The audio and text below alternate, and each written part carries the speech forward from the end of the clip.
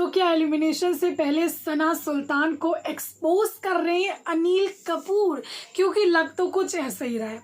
देखिए ये बंदी बिग बॉस के घर में आई है, शुद्ध उर्दू बोलती है, हर चीज़ में आला आला आला बोलती है। और शुरुआत में मैंने जब इनका नाम सामने आया था तभी मैंने ये बोला था कि इस बंदी को मैं पर्सनली जानती हूँ और मैं पर्सनली सना सुल्तान से मिली भी हूँ। जब मैं कास्टिंग करती थी तो मैंने इसको ऑडिशंस के लिए बुलाया था। अब ये जो है ना बिग बॉस के घर में इनका एक अलग ही रूप दिखा और इनकी जो ज़ुबान है उसमें बहुत ज़्यादा उर्दू दिखी। जब मैं मिली थी तो ये इंग्लिश और हिंदी का इस्तेमाल करती थी, जैसे ही बिग बॉस के घर में बोल रही थी वैसा बिल्कुल भी नहीं बोलती थी। तो मैं थोड़ा सा शॉक हुई थी और मुझे साफ तौर पे लग गया था कि नहीं भैया ये बनावटी तो है, क्योंकि बिग बॉस में जाने के लिए एक नया फैक्टर चाहिए होता है कि आप में अलग क्या है।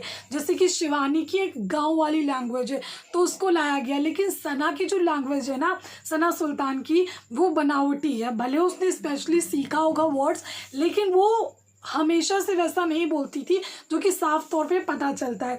अब एलिमिनेशन के उनके हाई चांसेस हैं इस बार।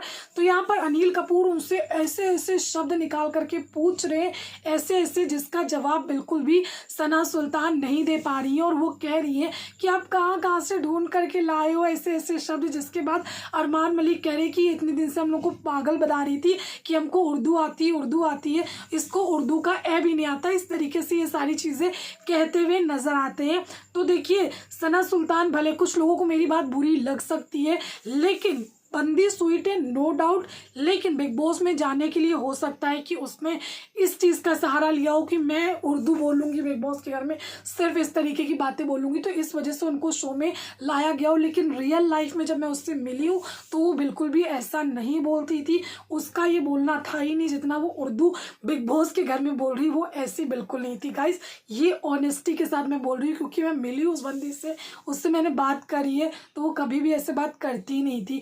क्या कहना है आपका, कमेंट करके ज़रूर बताइए। Thank you.